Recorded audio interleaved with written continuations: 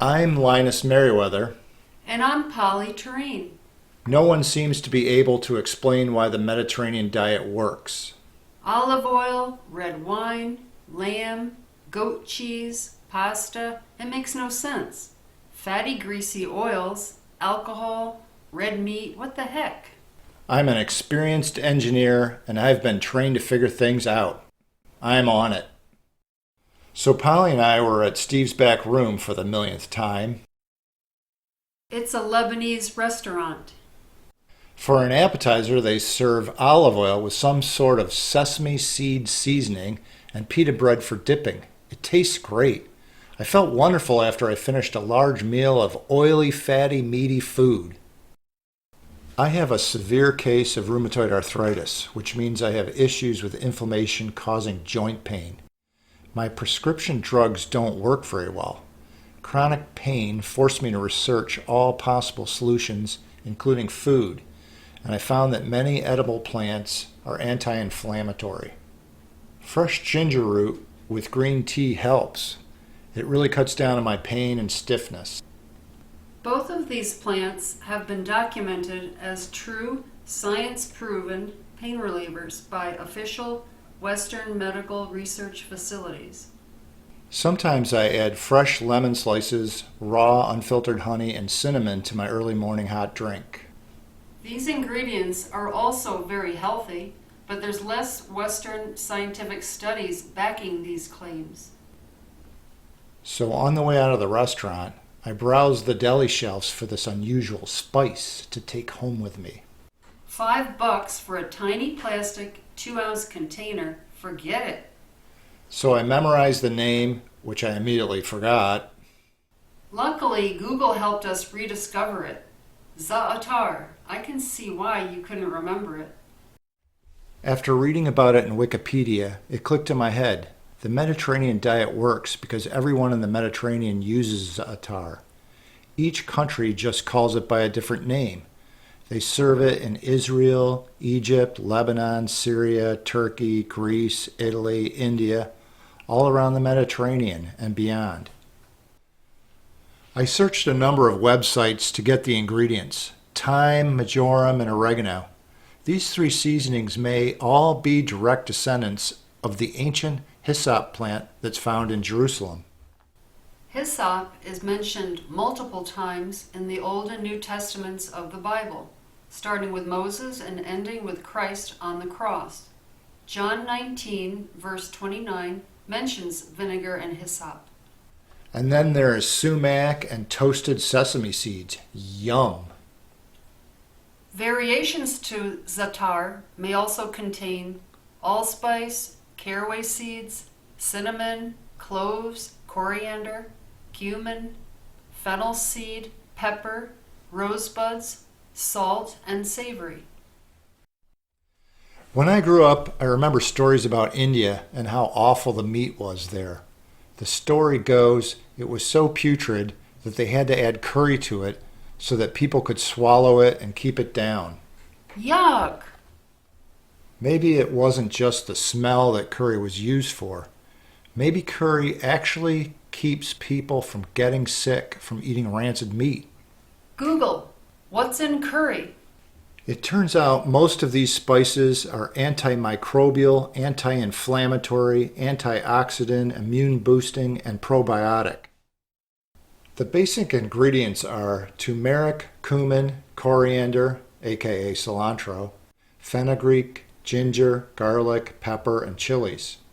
All the Indians I work with over the years love turmeric. It was their mother's go-to cure-all.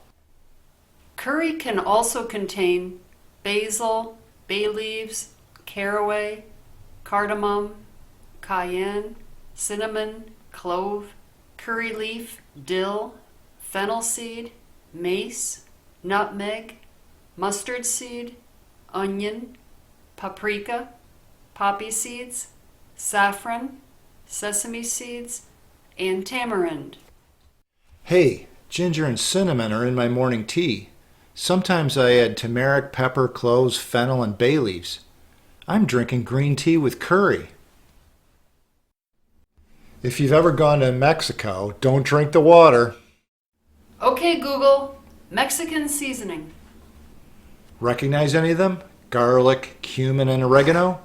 These spices seem to be there every time.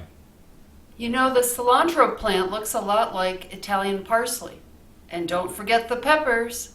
Hot and spicy. Maybe this is why the locals don't get sick. I know after I have some jalapenos and cayenne pepper, nothing is going to survive the fire in my GI. Yuck!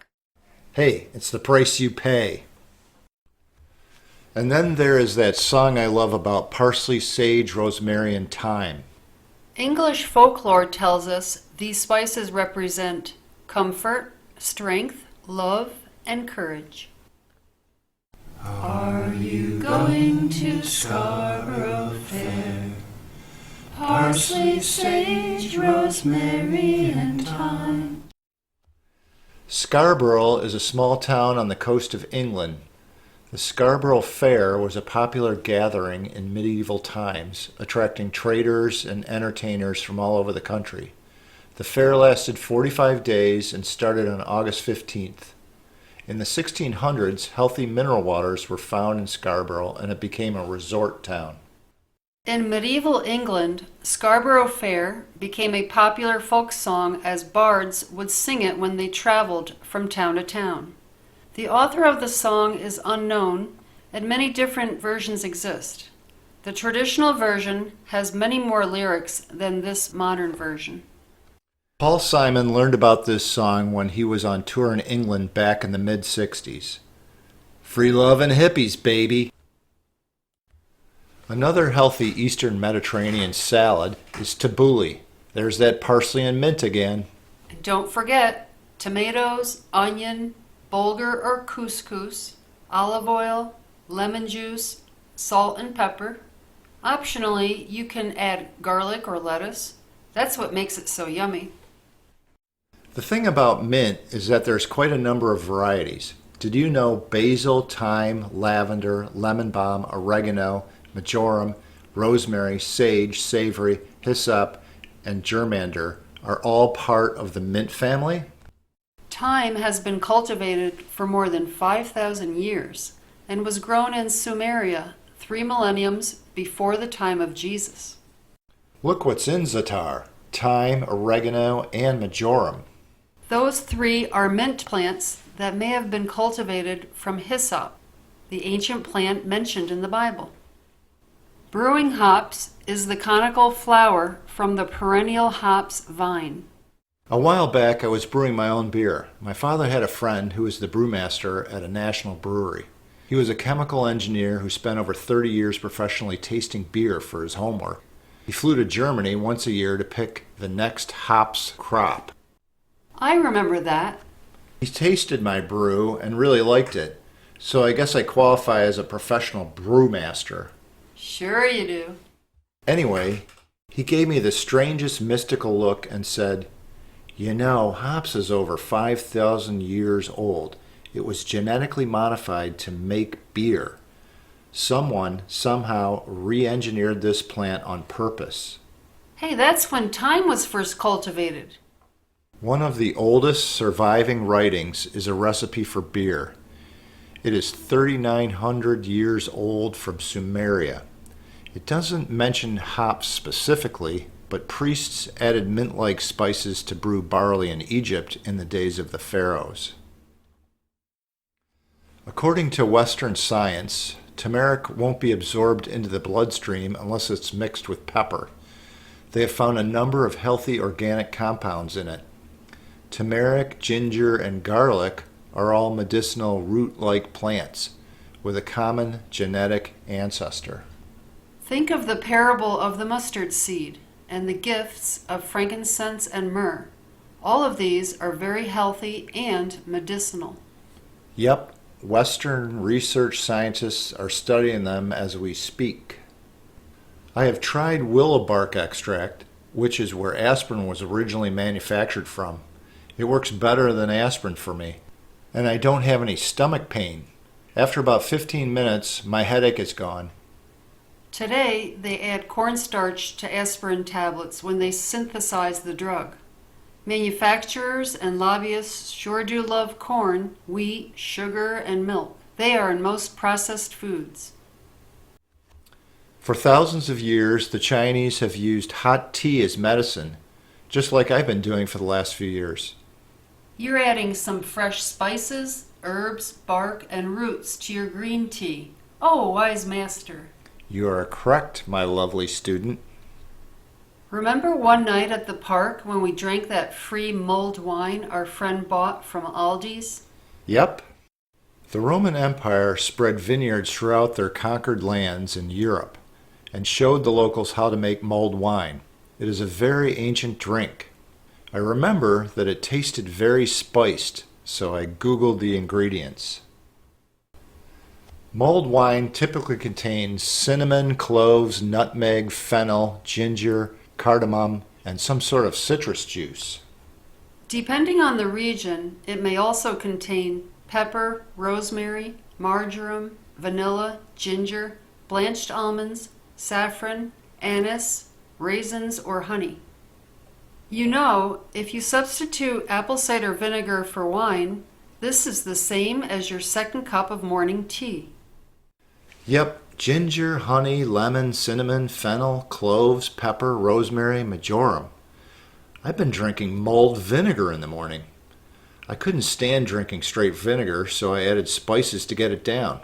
Does that make me a Roman? Fresh is far better.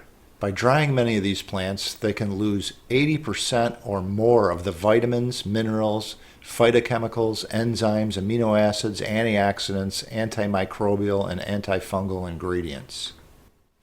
How the plants are grown and processed can make a huge difference. By genetically modifying them, there is no historical way to know if they are better or worse for you. You're just rolling the dice when you eat it. Grain-fed, factory animals are unhealthy and tend to be injected with large amounts of antibiotics to keep them from dying before they are harvested.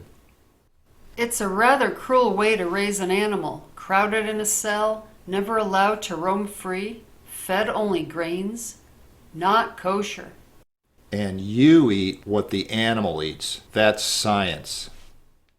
Thanks to Zatar, I've learned about the long history of what some people call herbal medicine and its known health benefits.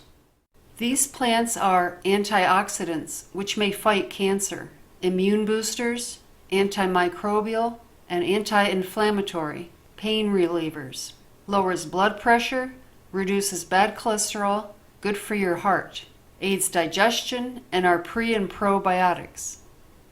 And I definitely know firsthand that it has worked for me, eating a wide variety of fresh, unprocessed food grown in a naturally evolved environment. The way God intended. Yes, dear. Or the way it evolved over millions of years. Same conclusion, different religion. And science is now proving that all these plants have hundreds, if not thousands, of important healthy substances in them. So God was right. Do you think God used science to create the world? If God created the universe and everything in it, then God created science as well.